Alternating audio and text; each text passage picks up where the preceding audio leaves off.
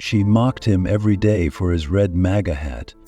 But when her unborn baby's life was at risk and no one would help, he did something that left her in tears and changed her life forever. Never underestimate simplicity.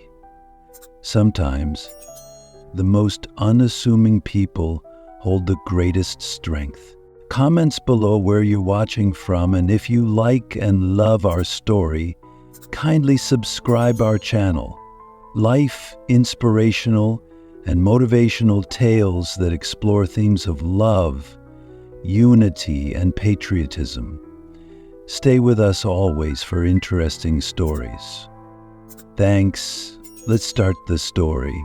It was a freezing night, the kind that made the city hospital's automatic doors groan with every hesitant visitor. Inside, the receptionist's voice was firm, echoing against the sterile walls. "I'm sorry, but without insurance, there's nothing we can do." Standing just feet away from the counter, Emily, a woman in her early 30s and visibly pregnant, felt the world crumbling around her. Her hands clutched her swollen belly, her face pale from pain and desperation. "Please," she whispered, her voice cracking. "I need help. My baby, something's wrong." The receptionist's stoic gaze didn't falter. Tears welled in Emily's eyes as she realized there was no mercy here, no help coming. Her breath hitched as the weight of rejection sank in. Suddenly, the sound of boots echoed through the hall, followed by the soft creak of the door swinging open. She turned instinctively and froze. A man in his mid-50s stood tall, his worn coat dusted with snowflakes. His red MAGA hat, bold and unmistakable, glinted under the harsh fluorescent lights. Emily's chest tightened, not from the pain this time, but from the shock of recognition. It was him. The man she'd mocked, ridiculed, and dismissed countless times before. Her heart raced. What was he doing here? The tension in the air was palpable as their eyes locked, his calm gaze meeting her panicked one. The room seemed to stand still, the receptionist glancing nervously between them.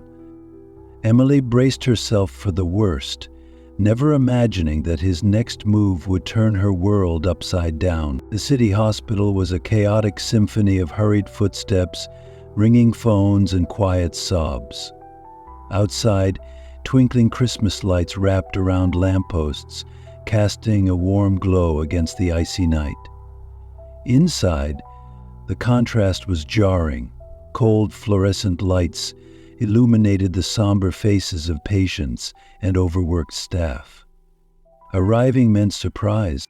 Anna Smith sat slouched in the waiting area, her face pale and contorted in pain.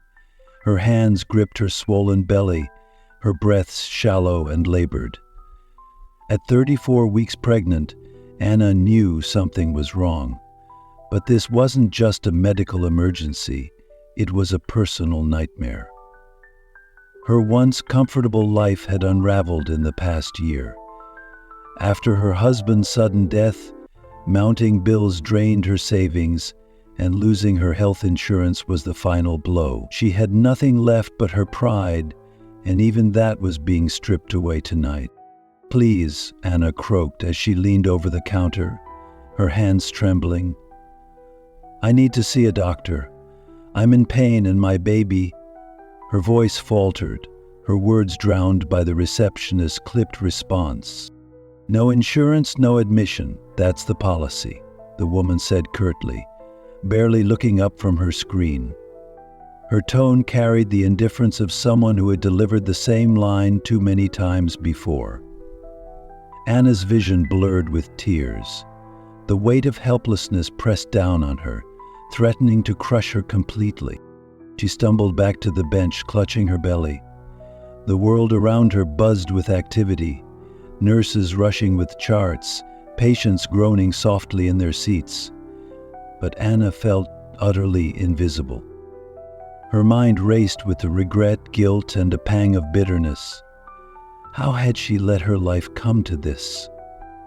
She bit her lip, stifling a sob, as despair wrapped its icy fingers around her heart.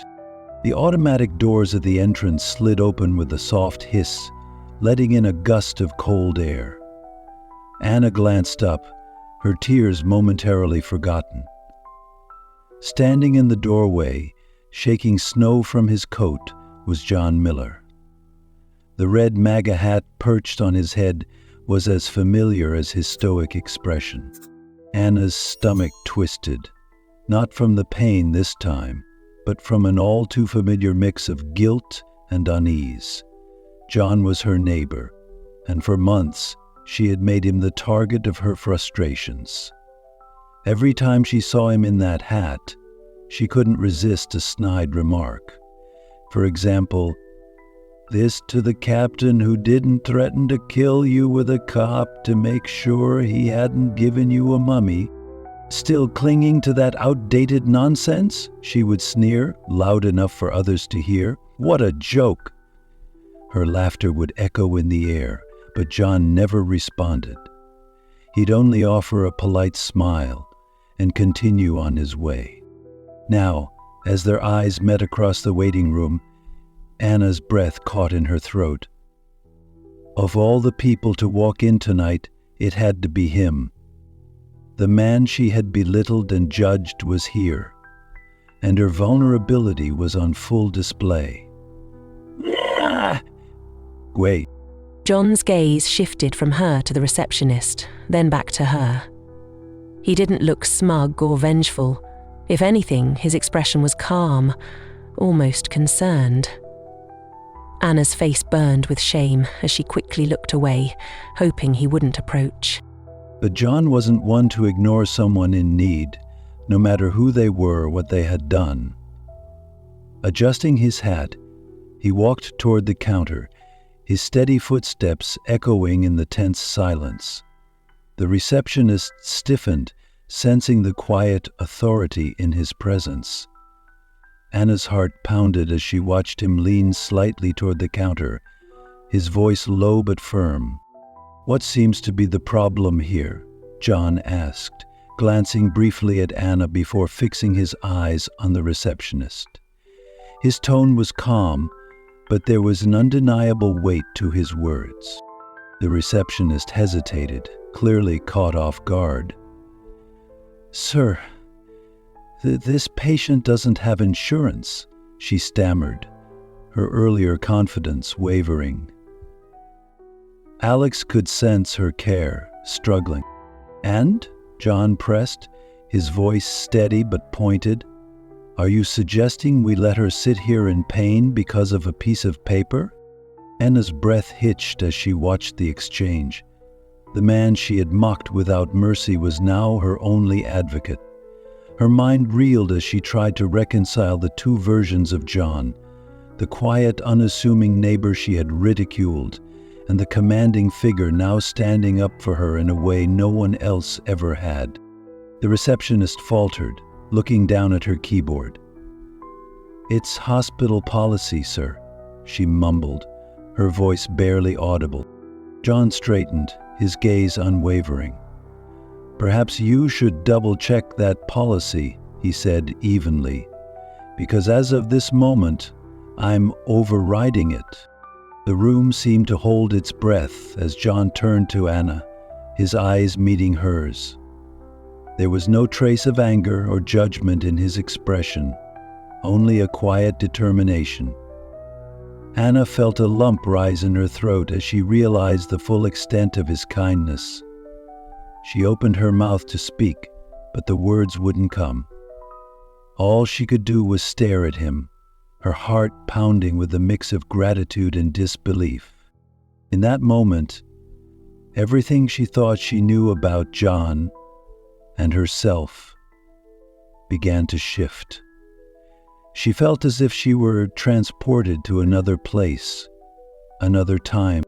The air inside the hospital felt heavy, each second dragging like an eternity. Anna sat clutching her belly, the pain growing sharper with every passing moment. Her pleas to the receptionist had fallen on deaf ears, and she could feel herself unraveling. Her voice trembled as she cried, "Please, my baby's life is at risk. I can't lose her. I can't." Her sobs echoed faintly, but the receptionist remained resolute. Her lips pursed in a tight professional line. "I'm sorry," the receptionist said coldly, avoiding eye contact. "Without insurance, there's nothing we can do. It's hospital policy." Anna buried her face in her hands, her tears soaking her palms. Every ounce of pride she had left was stripped away, leaving only raw desperation. She whispered to herself, "What am I supposed to do? Someone help me, please." As if on cue, the automatic doors slid open, letting in a gust of icy air. Anna instinctively looked up, her vision blurred by tears. Standing in the doorway, brushing snow off his coat, was John Miller. His bright red MAGA hat stood out against the sterile white of the hospital walls, catching the light above him. For a brief moment, the room seemed to go silent. Anna froze, her body stiff with a mix of shame and disbelief. Of all the people to walk in at her lowest moment, it had to be him, the man she had mocked so relentlessly. Her mind raced as memories of her cruel remarks flooded back. "Still clinging to that hat?" she'd sneered in the past. "It's like wearing a sign that says, 'I don't belong in this century.'" The disdain in her tone had been undeniable, and she had made no effort to hide it. Yet here he was, witnessing her at her most vulnerable. John's gaze swept over the room, landing on Anna. For a moment their eyes met, and Anna felt her heart sink. She expected anger, smugness, or even indifference. But his expression showed none of those things. Instead, his brows furrowed in concern as he took in her tear-streaked face and hunched posture. Without hesitation, John adjusted his coat and walked toward the counter, his boots clicking softly against the tile floor. Anna's pulse quickened as she watched him approach. She wanted to look away, to shrink into the bench and disappear, but she couldn't. The shame of her past behavior was suffocating. When John reached the counter, he didn't glance at Anna. Instead, he focused entirely on the receptionist. His calm, steady voice broke the tense silence. "What's going on here?" The receptionist looked up, startled by his authoritative tone. "Sir, this woman is trying to be admitted, but she doesn't have insurance. It's against hospital policy to—" John raised a hand, cutting her off mid-sentence. "And you're saying you're refusing her care? In a medical emergency?" The receptionist faltered, her composure slipping under his piercing gaze. "I'm just following the rules, sir," she stammered. "There's nothing I can do." John reached into his coat pocket and pulled out a leather wallet. He opened it and held up an ID card, its bold text unmistakable. John Miller, founder and owner, Miller Health Network. Miller closed the wallet and handed it to the physician. Miller took the card carefully in his hands and opened the lid with matter-of-fact ease. The receptionist's face paled as her eyes darted between the card and John's unwavering expression. "Sir, I didn't realize—" "You shouldn't have to realize," John said firmly, his voice calm but resolute. "She'll be admitted immediately. Is that clear?" "No, Christopher," Rosa said. "Yes, of course, Mr. Miller," the receptionist stammered, her hands fumbling with the computer keyboard. "I'll make the arrangements right away." John nodded once, his stance relaxed but commanding. He turned to Anna, his gaze softening as he took in her tearful, wide-eyed expression. She looked stunned, her lips parting as if to speak, but no words came out. Her mind reeled, struggling to process what had just happened. "Why are you here?" Anna finally whispered, her voice barely audible. "Why are you helping me? After everything I've said to you." John knelt slightly, meeting her at eye level. His face was calm, his blue eyes steady and sincere. "Because it's the right thing to do," he said simply. "None of that matters right now. What matters is that you and your baby get the care you need." Anna felt a lump rise in her throat, her emotions threatening to overwhelm her. The man she had insulted, ridiculed, and judged for so long was now her savior. She wanted to apologize, to explain, to say something, anything, but all she could do was nod, her tears flowing freely. A nurse approached with a wheelchair, gently helping Anna into it. As they began to wheel her away, Anna looked back at John. "Thank you," she choked out, her voice thick with emotion. John nodded, his lips curving into a faint smile. "Take care of yourself, Anna." The room seemed to exhale as the tension dissolved. The receptionist busied herself with paperwork, avoiding John's gaze, while nearby patients whispered among themselves, their eyes filled with curiosity and awe. But John paid them no mind. He stood there quietly, adjusting his hat as he watched Anna disappear down the hallway. For the first time in years, Anna felt a flicker of hope. The pain in her body was still sharp, but her heart felt lighter. She didn't fully understand why John had stepped in, but she knew one thing for certain. Her perspective on him and on life had just begun to change. Anna was wheeled into the maternity ward, the nurses and doctors springing into action to stabilize her condition. The sterile white walls blurred as tears filled her eyes, her breath shaky and shallow. The pain in her body was intense, but it couldn't overshadow the emotional weight pressing on her chest. Somewhere deep within her, Anna began to reflect on what had just happened, and the man who had made it possible. In the lobby, John remained seated on one of the hard plastic chairs, his posture calm yet attentive. His red MAGA hat rested neatly in his lap. He had seen people in desperate situations before, but something about Anna's plight struck him differently. Perhaps it was the memory of her sharp words, or the strength it had taken for her to sit there in tears, asking for help. Despite everything she had said to him in the past, none of it mattered now. Meanwhile, lying in her hospital bed after being stabilized, Anna's thoughts began to spiral. The sound of machines monitoring her and the faint beeps in the background couldn't drown out the flood of memories. Each moment replayed vividly in her mind, her sneering comments, the laughter at his expense, the way she dismissed him as a caricature of a man rather than a human being, still clinging to that hat she had said countless times, smirking as he passed her.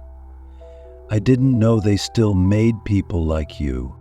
Now she felt her face flush with shame as the weight of those words hit her like a tidal wave. How could someone she'd treated so terribly be the very person who stepped in during her darkest moment? Tears streamed down her cheeks as she whispered to herself, "How could I have been so wrong?" The hours passed slowly, each one marked by a nurse checking her vitals or administering medication. At last, the moment came. Anna was wheeled into the delivery room, and with the skilled hands of the medical staff surrounding her, she safely delivered a healthy baby girl. The cries of her newborn filled the room, and for the first time in what felt like forever, Anna felt a glimmer of joy through the haze of her exhaustion and guilt. As she cradled her daughter in her arms, the head doctor entered the room with a warm smile. "Congratulations, Mrs. Smith. Both you and your baby are doing well," he said gently. "You owe a great deal of thanks to Mr. Miller." Anna blinked in confusion. "Mr. Miller?" she asked, her voice hoarse. He nodded at both of them. "Good evening, Anna." The doctor nodded. "John Miller, the gentleman who brought you here. He's not just a kind stranger. He's the owner of this hospital and several others in the city. He made sure you receive care, no questions asked." Anna's breath caught in her throat. The man she had mocked and dismissed for months was not only the reason she was admitted, but also someone of immense importance. The full gravity of his actions sank in, and her tears began anew. He owns this hospital?" she whispered, as if saying it out loud would somehow make it less overwhelming. "Yes," the doctor confirmed, his tone kind but firm. "Mr. Miller personally intervened to ensure you were admitted.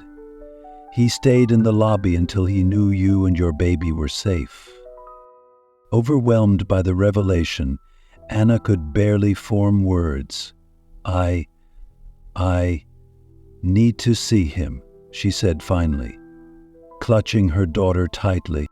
The nurse nodded and left the room, returning minutes later with John.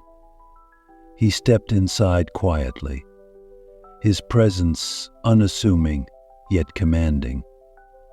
His red MAGA hat was back on his head, the bright letters catching the soft light of the hospital room. Anna's heart pounded as she looked at him. Her mind raced, trying to piece together what to say. She had rehearsed apologies in her head before, but now that he was standing before her, words failed her. Her voice trembled as she began. "Mr. Miller, I don't even know where to start. You saved me. You saved my baby. I don't understand why, after everything I said to you, you would do this." John's expression softened as he took a step closer. "Anna, it's not about what's been said in the past," he replied, his voice steady and warm. "Kindness isn't something we reserve for the people who've been kind to us. It's something we give because it's the right thing to do." Anna's lip quivered as she held back tears. "But I was so horrible to you," she admitted. "I judged you, mocked you. And yet, you were the one who stood up for me when no one else would." John tilted his head slightly, his gaze unwavering. "We all have moments we're not proud of, Anna. What matters is how we move forward. Your baby deserves a chance at life, and so do you. That's all that matters." The simplicity of his words struck her deeply, cutting through the layers of guilt and self-pity she had wrapped herself in. "Thank you," she whispered, her voice cracking, "for everything. I'll never forget this." John gave her a small, reassuring smile. "Take care of yourself and that little one," he said, glancing at the baby in her arms. "She's lucky to have you." As he turned to leave, Anna called out softly, "Mr. Miller?" Anheim looked up, his fine blue eyes focused on her kindly. He looked almost death-like, his visage stern. He paused at the door, looking back at her. "I'm sorry," she said, her voice firm despite the tears streaming down her face. "For the way I treated you, for everything I said. I was wrong." John nodded, his expression kind but unassuming. "Apology accepted," he said simply. "It's Christmas, Anna. A time for new beginnings."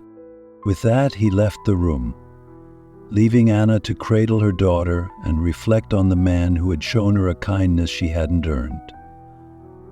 The weight of her guilt hadn't disappeared entirely, but it was replaced by something else. Hope.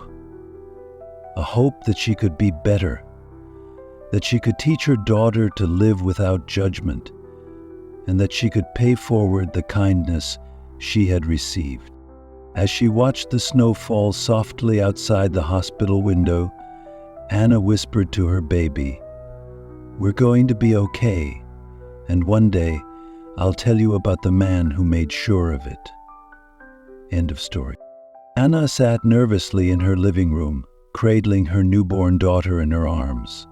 The warm glow of the afternoon sun illuminated her face, but the knot in her stomach refused to loosen. Today she had decided to face the man who had not only saved her life, but also shown her the kind of grace and kindness she never knew she needed. Clutching a small box in her free hand, she took a deep breath, stood up, and began the short walk to John Miller's modest home down the street. As she approached the door, memories of her past interactions with John flooded her mind.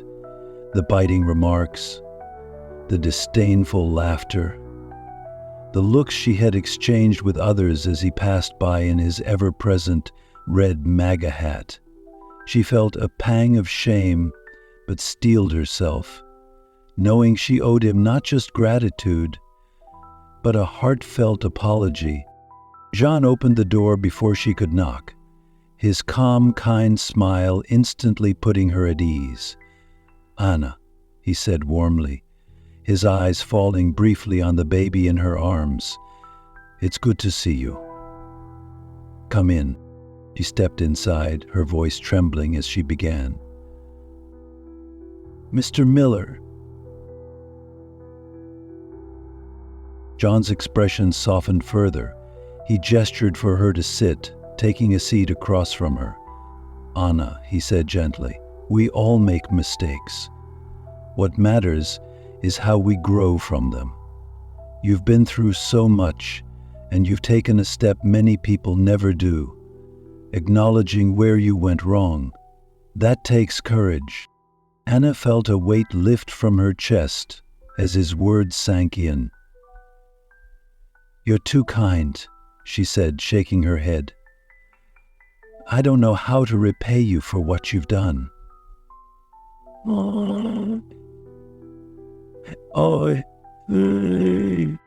John chuckled softly. "You don't owe me anything, Anna. Kindness isn't about keeping score. It's about doing the right thing when it matters most." Moved by his humility, Anna reached into the small box she had brought and handed him a handmade ornament. It was simple but heartfelt.